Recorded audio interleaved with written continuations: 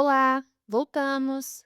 Já parou para pensar como seria descrever um dia sem usar palavras como bom, ruim, bonito ou cansativo? Fica sem graça, né? Hoje a gente vai mergulhar fundo no universo dos adjetivos e vamos descobrir como eles são fundamentais para dar cor e vida à nossa comunicação. A resposta é bem simples, na verdade. Todas essas palavras são descrições. Grande, feliz, azul, são palavras que, sabe, pintam um quadro na nossa mente. Elas transformam um simples carro em um carro azul, ou um dia em um dia feliz. São esses detalhes que mudam tudo. Para a gente desvendar os adjetivos por completo, nosso roteiro será esse. Primeiro, vamos entender o que eles são. Depois, como eles se adaptam dentro da frase. A gente vai ver também os diferentes tipos, aprender a comparar coisas com eles e, por fim, descobrir como indicam a origem de algo. Então, vamos lá. Ok, vamos começar pela base de tudo. Afinal, o que exatamente define um adjetivo? Qual é a principal função dele na língua? É isso que a gente vai ver agora. De forma bem direta, um adjetivo é uma palavra que dá uma qualidade a um substantivo. Ele existe para dizer como algo ou alguém é. Pensa nele como se fosse o pincel, que adiciona os detalhes e as cores a uma pintura. Sem ele, a gente só tem o contorno, né? Os exemplos aqui deixam isso bem claro. Não estamos falando de um café qualquer, mas de um café quente. Não é só uma música, é uma música alta. Olha só como uma única palavra consegue transformar completamente a nossa percepção. Esse é o poder do adjetivo. Mas os adjetivos não são palavras estáticas, fixas. Eles são tipo camaleões. É, eles se adaptam para concordar com os substantivos que estão descrevendo. E esse processo de adaptação é o que a gente chama de flexão. E essa flexão acontece de duas maneiras principais, bem fáceis de entender, na verdade. Primeiro, em gênero, ou seja, o adjetivo muda para concordar se o substantivo é masculino ou feminino. E segundo, em número, ele também muda para combinar com o singular e o plural. E falando em gênero, temos basicamente duas categorias: os adjetivos biformes, que têm duas formas, como bonito para o masculino e bonita para o feminino. E tem também os uniformes, como a palavra feliz, que usam a mesma forma para os dois gêneros. Bem tranquilo, né?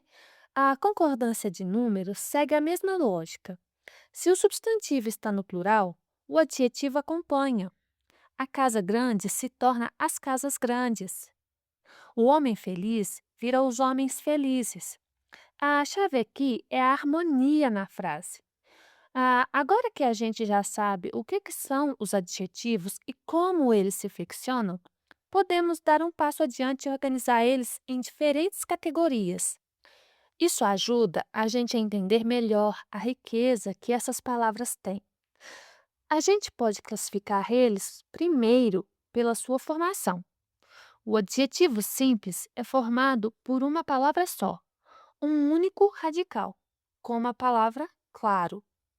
Já o composto, como o nome já diz, combina duas ou mais palavras para criar uma qualidade nova, como em azul claro.